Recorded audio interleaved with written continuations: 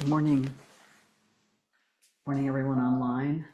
Okay, so first of all, I would love to hear some reports about how you have been experiencing shikantaza as we've progressed through this week. What have you noticed in that practice? So, yeah, so just maybe think for a moment about what that practice has been like for you.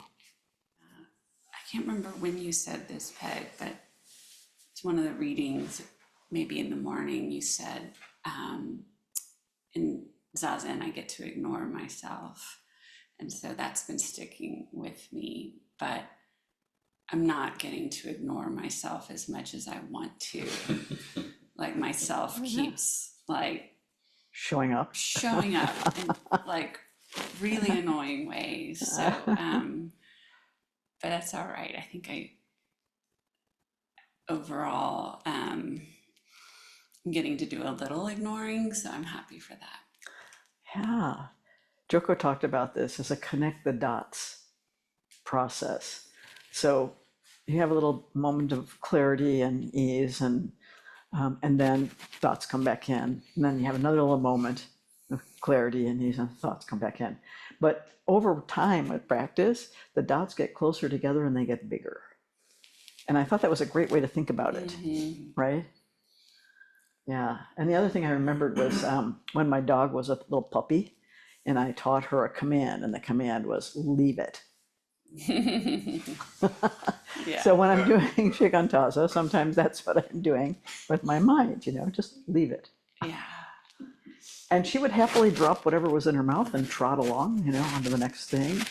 And so I remember that, and it made me laugh because I thought, well, that's basically what I'm doing. Yeah. And it's nice because just a cheerful little puppy would be a nice approach to this instead of what I've been doing, which since we're facing the middle, I look over at this row and I'm like, oh my God, they are so in a different space.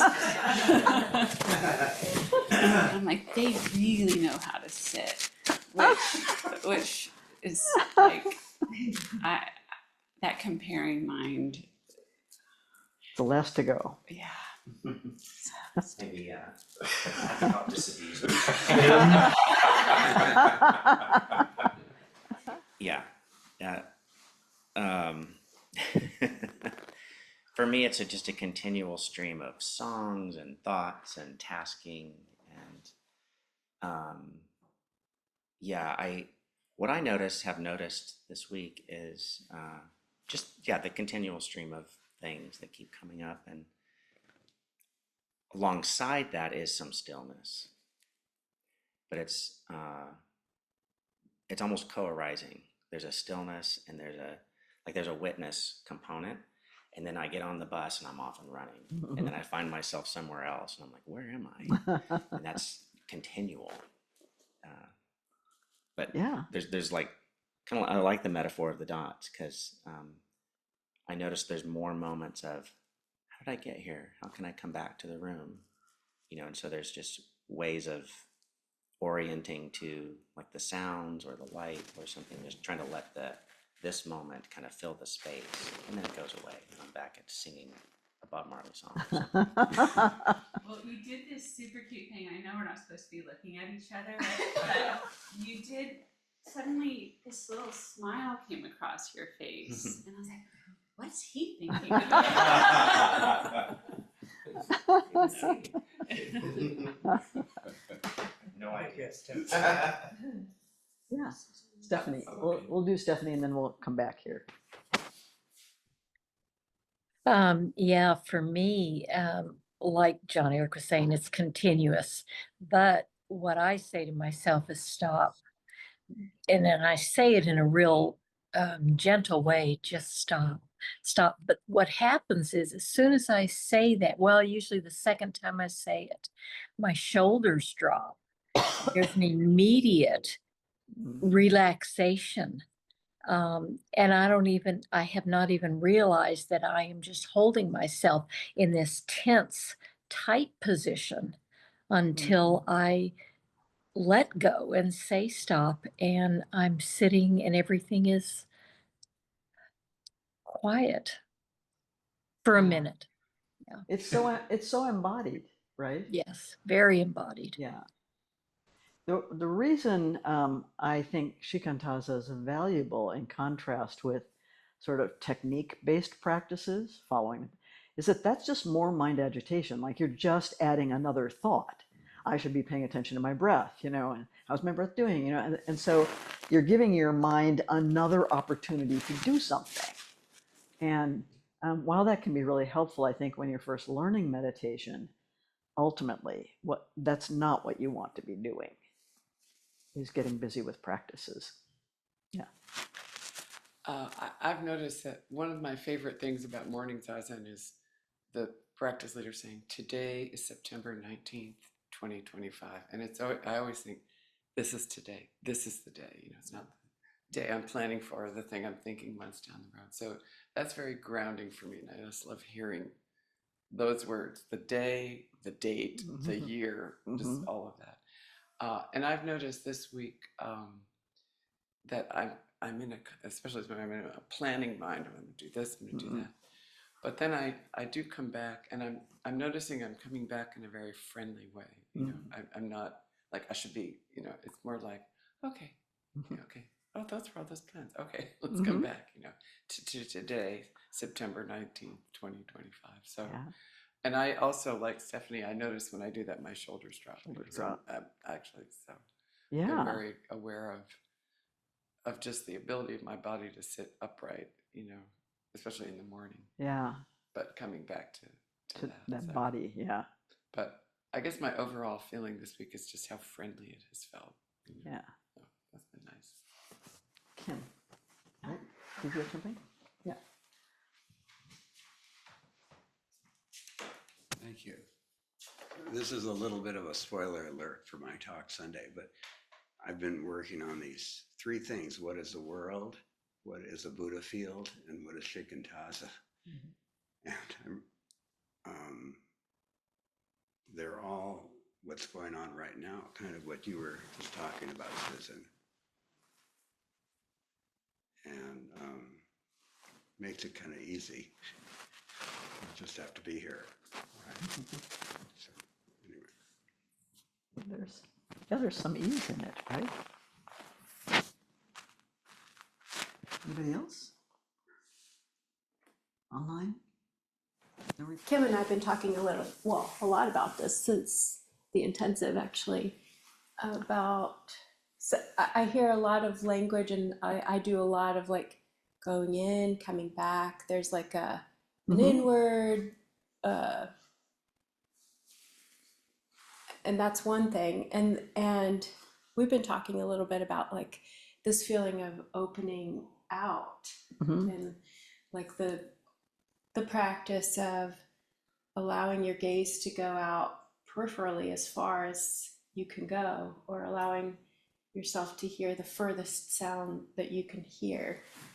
And it's still a mind thing, it's still something happening in the mind, but there's a quality to it for me that, like that initial thought, kind of like some of y'all are saying, of like stop or come back, is the thought, and then there's a dropping away of body and mind that is the experience.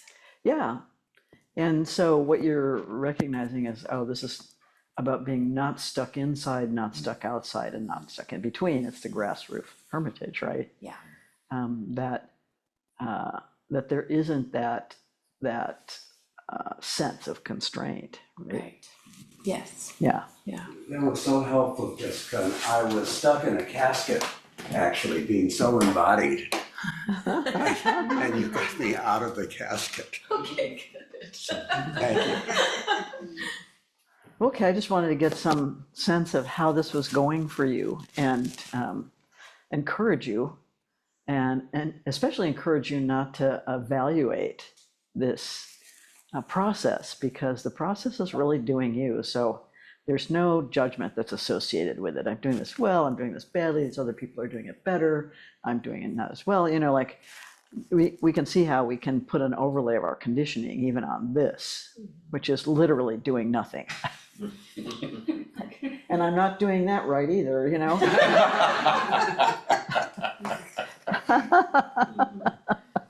So we can't lower the bar any lower than that. If you can still castigate yourself for that, congratulations, you are a champion self-judger, you know? That's amazing. Olympus class. Right, exactly. So, but we want to talk a little bit about carrying this work that reconnects forward. And today is the last day we will be really focusing on Macy, because tomorrow we'll be filling you in and talking about Dharma transmission and the Dharma transmission process, you know. So today I want to talk about this, Macy talking about the nature of our power, because I think this is a sort of a touchstone for many people right now, is feeling powerless, which is, of course, the intention of those who wield power abusively. So many of you know I have a fair amount of experience and training and teaching in right use of power. I've also consulted with other sanghas and done trainings with them on this topic. I was a senior faculty member of the Right Use of Power Institute, still the preeminent training around issues of power. Its abuses and its right uses. It's especially important for spiritual communities, because typically in those communities, humility, submission, acceptance, and obedience are valorized. People in such communities convince themselves and each other that they do not have or seek power. Consequently, as we know, power dynamics go underground and become toxic. This is true in virtually every spiritual tradition. It's not, limited to one tradition. So this morning I'm going to share Macy's take on the issues of power with some of my own reflections. In right use of power, we tend to focus on individual uses and misuses of power. Macy here talks about collective power in the service of affirming and protecting life. So it's power in the system sense, not power as wielded by individuals. So Macy says, just as our pain for the world arises from our connectivity, so does our power. Yet the generative creativity operating in and through open systems is very different from our customary notions of power.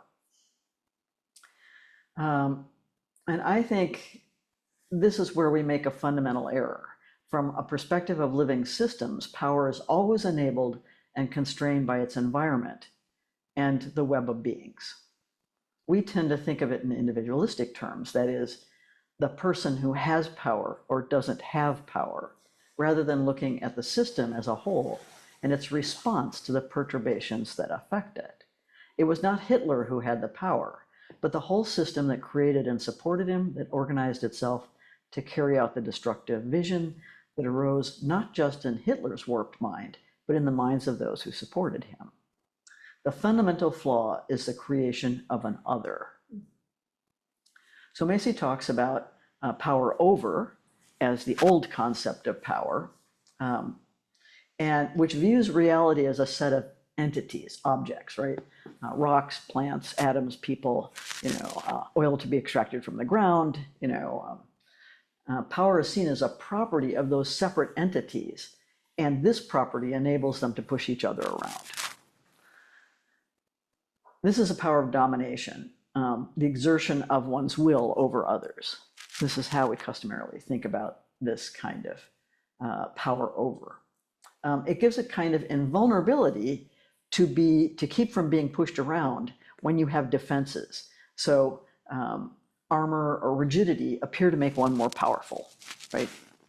So walling yourself off, and you see wealthy people are creating these enclaves, that are supposedly impervious to the changes that will happen, and they have to expand their reach. Now they're buying farmlands, like and I just keep thinking, what are they going to do about Band-Aids, So it gives a certain sense of invulnerability, but that is a flawed and deeply mistaken sense. From the system's perspective, this view of power, notion of power, is inaccurate It's dysfunctional. And it's in opposition to a view of power that is sort of the systems view that generates new forms and behaviors and potentials. That capacity emerges with and functions through relationship. So this power as domination model, many who wield it seem to get what they want: money, fame, control over others. Yes, they do, but always at a cost to the larger system and even to their own well-being. You can't imagine that as a very happy life, right? It seems effective. It inhibits diversity. It inhibits feedback. And by obstructing self-organizing processes, it fosters entropy or system disintegration, because it's not getting feedback that will enable it. So by blocking feedback, it's like the brain. Society is a cybernetic system which only functions well with unhampered flows of information. What are we seeing now? Attempts to control the flows of information and even stop the flows of information. Democracy requires the free circulation of information for public decision-making. In the present hypertrophied stage of the industrial growth society, however, even governments that call themselves democracies suppress information unwelcome to corporate interests. This narrowing of the view, a kind of tunnel vision, is actually dangerous. Macy writes, "We've become accustomed to misinformation and deception about an enormous array of dangers. This institutionalized secrecy may protect vested interests and politicians, but it comes at a high price. Any system that consistently suppresses feedback, closing its perceptions to the results of its behavior, is committing suicide."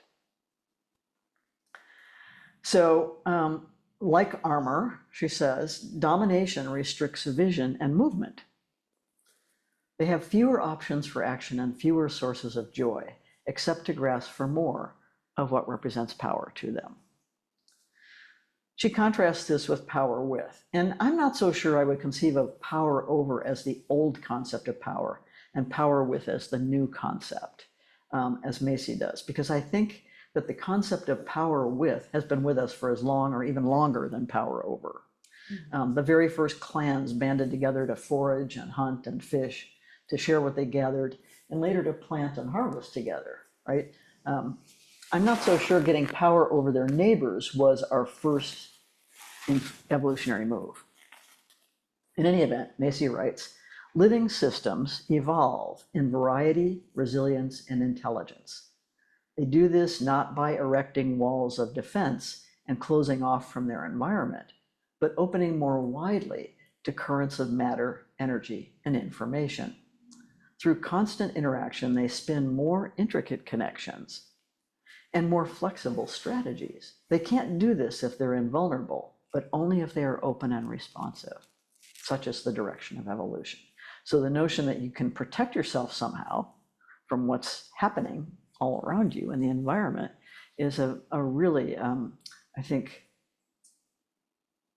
a real form of ignorance that's kind of a systemic ignorance. We're just going to choose not to know.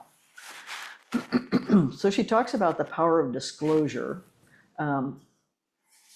While the concept of power with summons us to develop empathy, it also calls for vigilance and assertiveness in responding to the needs of the larger system.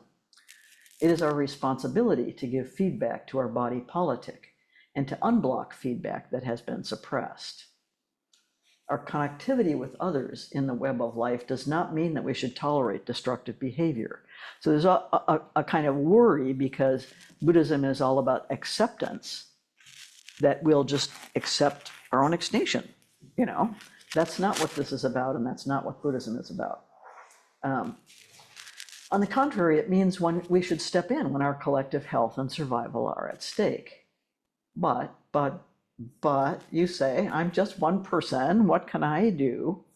The resolution of this dilemma is relational, in coming together with others, in finding ways to connect and work together. So she talks about synergy and grace. It's kind of an interesting way to think about it. She says, when we make common cause on behalf of the Earth community, we open not only to the needs of others, but also their abilities and gifts. It is a good thing that power with is not a personal property because, frankly, none of us alone possesses all the courage and intelligence, strength and endurance required for the great turning. And none of us needs to possess them or dredge them up out of some private storehouse. The resources we need are present within the web of life that interconnects us. So she talks about this synergy, the first property of living systems. As parts self-organize into a larger whole, capacities emerge that never could have been predicted and that the individual parts did not possess. The weaving of new connections brings new responses and new possibilities into play. In the process, we can feel sustained and are sustained by currents of power arising from our solidarity. Very different from our individual notions, right? And she connects this with spiritual traditions. She says this phenomenon is similar to the religious concept of grace, but does not require belief in a God. Whether restoring a garden or cooking in a soup kitchen, there is a sense sometimes, and probably you felt this, of being supported by something beyond one's individual strength, a sense of being acted through.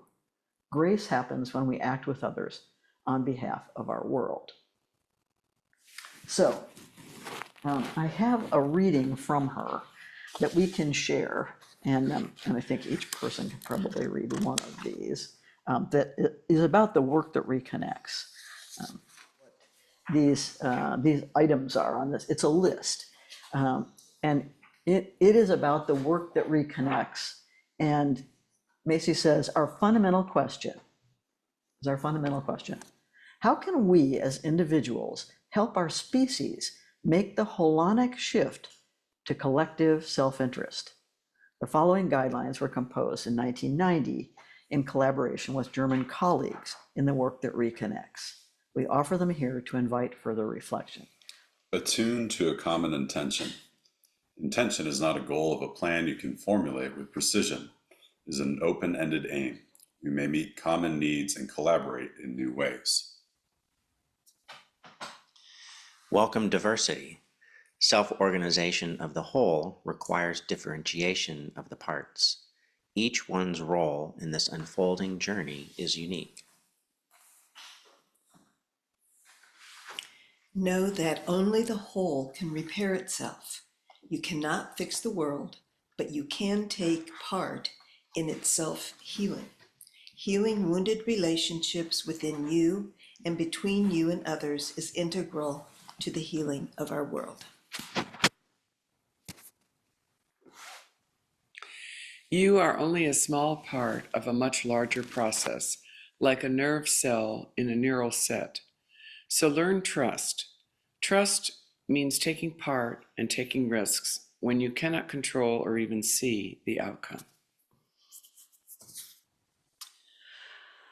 Open flows of information from the larger system.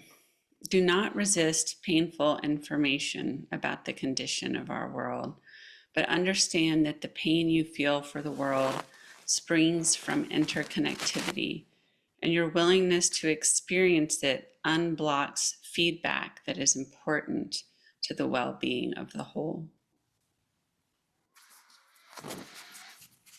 Speak the truth of your experience of this world.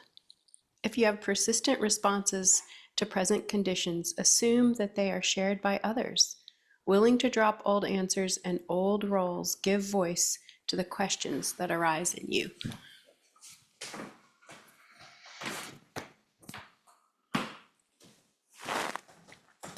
Believe no one who claims to have the final answer. Such claims are a sign of ignorance and limited self-interest. Let me hand this to you because I already have one. Work increasingly in teams or joint projects serving common aims. Build community through shared tasks and rituals.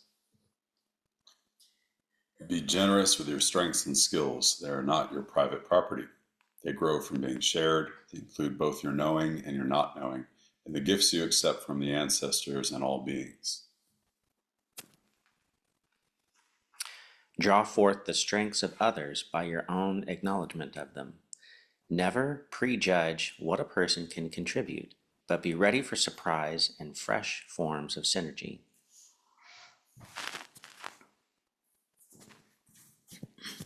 You do not need to see the results of your work. Your actions have unanticipated and far-reaching effects that are not likely to be visible to you in your lifetime.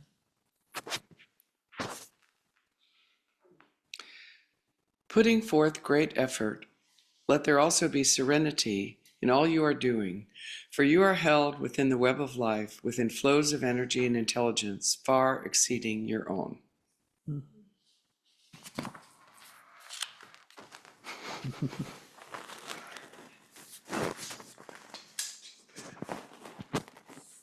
Was there anything that struck you or surprised you especially in this list?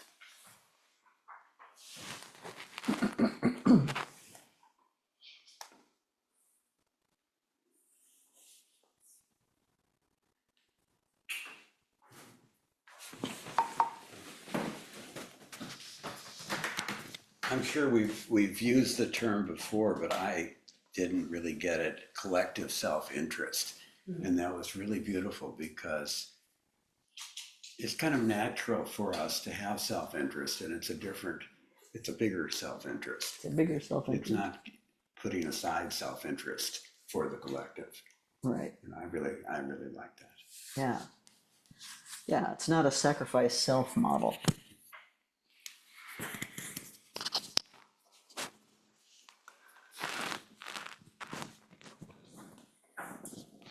Stephanie has her hand up. Yeah. Go ahead and then we'll do Stephanie. The one I really liked is be generous with your strengths and skills. They are not your private property. I love that. Yeah. I like that too. Yeah. Stephanie?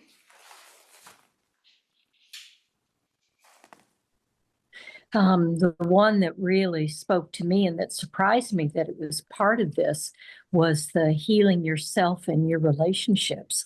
I think so often when we think of activism or, participating in trying to make something better, we don't think about healing our own wounds or the wounds within our own family systems and how that generates outward. So I was really tickled to hear that as part of this. Again, it's a larger self, right? Yeah. It's not the idea that healing your relationships heals the world is an unusual concept, I think. Yeah. Yeah.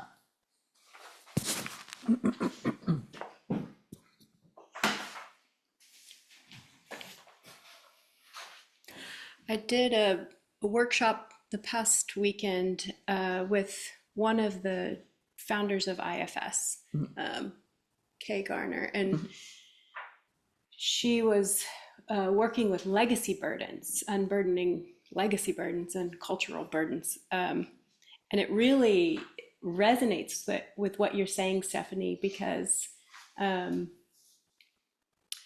of the work was to do this imagination process where you go back to a healed and whole ancestor in your lineage.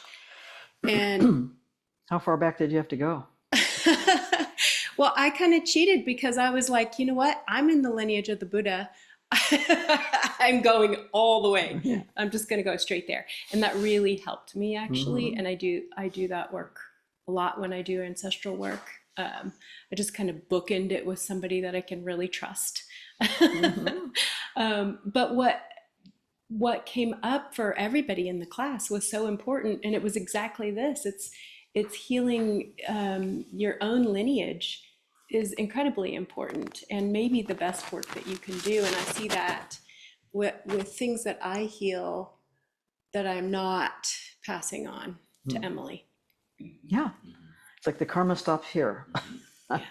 We can see the cascade of it down through the ages. Yes. And we have a commitment to not pass it on. Yeah. Yeah. Yeah, that's wonderful. So, Rosemarie?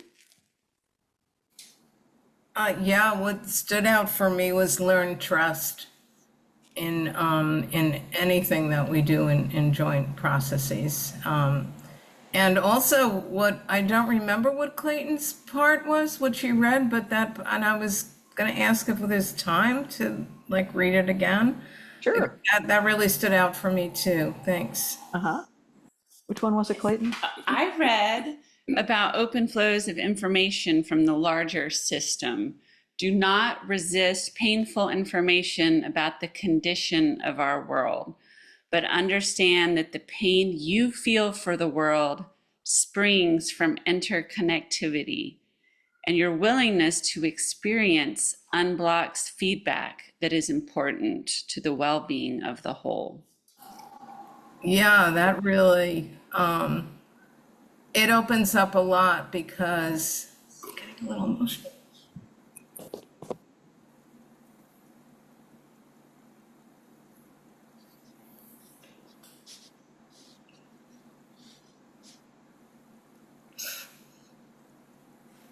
If you see your connection and your experience of what's going on in the world as valuable to the whole, I think it opens up more. Thank you. Wow, it really touches something for you, right? Yeah. Yeah. Because I think this is a predominant tendency right now because the news is so extreme, and so shocking and so egregious, that people naturally want to shut down, and certainly being completely overwhelmed by it is also not a good direction, right? So we have to find a way to open ourselves without getting overwhelmed, without self-harm, actually, right? So that means being really mindful about what we put into our system. That's what we're going to be working with, right? And if it's a lot of outrage and hostility, that's going to color all of our relationships and not going to actually be productive, right? So that's our job, is really to figure out how to allow that flow of information without allowing ourselves to be overwhelmed, so we can still function. But it's important to experience it and not to block it off. Yeah, and that's what this particular point is making. Yeah. And I see, Rosemary, your tears are allowing the flow of information. It's beautiful information. And I just wanted to add to that how beautiful it is, thank you, that y'all have taken these important words from Joanna, brought them here to this sacred space, and allowed us the privilege to, for me to get to read those words to you, Rosemary. Rosemary is such a delight and a joy, because it is painful to hear, but the fact that y'all created a way for us to, just that simple act of reading a sentence to each other feels important. Yeah. I'm completely there with you on that. I have an observation and also a question. That's okay. Yeah. Thinking of this open flow of information and the open flow of emotion around this, whether it's sadness or anger, which also I think is a part of what we're experiencing. Absolutely, it's an appropriate response. And what I see happening is when anger becomes righteous anger, then you disconnect from what's actually happening. There's a way when anger creates on other. Yes. Yeah. Because now it's become part of a thought system. Right. And that separates you from what's happening. And That's now right. you're not so in tune with. That's right. So, and you're in a privileged position, so because you are the one with the righteous anger and the other people are wrong. Yeah. And now Right. you're above it. Yeah, and now you're above it, which actually is a kind of pain management Yes. approach, like one of the ways we manage our grief and our pain is to get angry. Yeah. And I think sometimes when people are quite depressed, anger is the one thing that gets them moving, gets them energized. So there's a bit of depression that's not individual, but cultural, you know? So I guess my question is, how might we recognize or avoid slipping into righteous anger? We have to help each other. You know, it's not necessarily that you will have the signal inside your own head, you know, but if you're talking to others and saying, this is how I feel about this, you know, the part of it that's built into the limbic system is the arising of the anger. And I think, I usually think my sort of poster child for this is the woman who created MAD, Mothers Against Drunk Driving. You know, she lost a child. She was furious, as anyone would be. Yeah. And she channeled that into this kind of very, very positive sort of movement, right? And many movements, including, you know, Gandhi's nonviolent resistance, grew out of his anger. Yeah. And he sat in the train station overnight trying to, you know, like just manage this huge rage that he had. And that's when he came to the realization of satyagraha. So the nonviolent means by which that anger can be channeled into something very, very positive, and of course, very connecting. Yes. Whereas our righteous anger is disconnecting. Yes. Yeah. Yeah. Thank you. Yeah. I don't know how helpful that is, but this is how we can help each other. Yeah. You know, and sort of recalibrate a little bit. Yeah. So it's like, yeah, you're outraged. What are you going to do about it? Now, where is that energy going to go? How do you right now not create an other? Like, I need help understanding how you can just be angry, but not look for the cause. It's not about not looking for the cause. It's about not demonizing the person. Okay. So yes, there are people with very malign intentions. They didn't come into the world that way. They were made. And if you had a friend who had a terminal cancer, how would you feel about them? Very empathetic and open. They have a terminal cancer of the spirit. Okay. They're not going to get out of it. Ugh. It's so, that just really made me feel the tragedy for them. Yeah. And it's a tragedy for others, you know. Yeah. And in a smaller way, you know, even our little anger can be a tragedy for the moment we're with another person or, you know, having that thought. So it's recognizing, as she says, that fault line runs in every human heart. Sure. And we're constantly making choices. And it's the choices that define who we really are. And so you can see the choices that they have made have bent them in a certain direction, right? Which may be unsalvageable, really, but it's like a crippling disease. It's a spiritual disease, you know? So just as we wish for their well-being if they're sick, you know, we wish for that they will, you know, at some point have some experience or some opportunity to think in new ways. Might not be in this lifetime, actually. It might be for some of them many hundreds of thousands of lifetimes ahead as they work through that karma, right? And I think I would not want that ahead of me. No. So we gotta keep coming back to them. Yep. And what I always say is you have to have compassion for the worst ones, because we can't attain nirvana until all of them are free. So let's start with the hard ones so we can move this along a little faster, you know?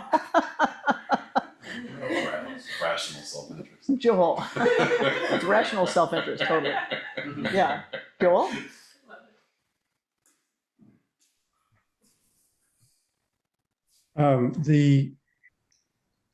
Just on the point you were just discussing, I was thinking of the quote from the Auden poem, September 1st, 1939, and I was just looking for it. I and the public know what all school children learn.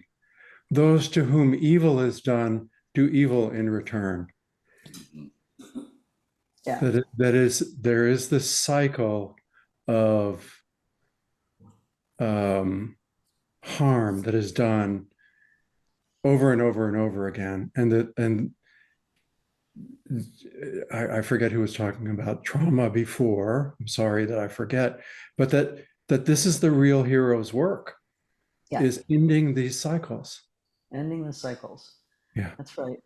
And it's not necessarily that these people have been abused. Sometimes they've been quite coddled, but they've been given distorted views. Mhm. And that's why right view is the very first of the Eightfold Path, because they have very, very distorted views. Yeah. I've been noticing this week, because there's this thing of what to do anyway, and I haven't arrived at that yet, but I have noticed I'm thinking about what voices I'm listening to and drawn to, and I find I'm drawn to voices of people who have connection in some way, and sort of a benign connection, but a kind of will and desire to kind of understand and articulate in a kind of non-demonizing way, Right. these forces, Yeah. So I'm noticing that.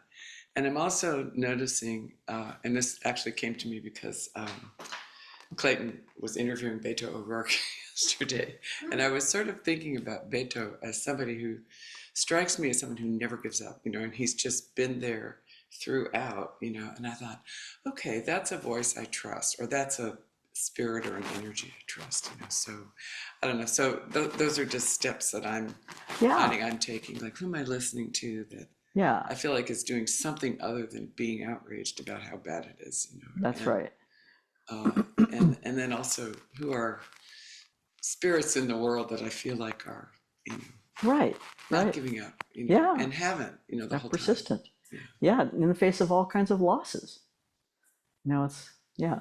Can I add just one little thing? I don't want to take up too much time, but I'll just say, I asked him, Paxton's called you a political has-been, a fraudster, that you're, he's said all these nasty name-calling things about you, and why aren't you tempted to return that favor? And he's like, I don't have to. Like, he's trying to win in Senate.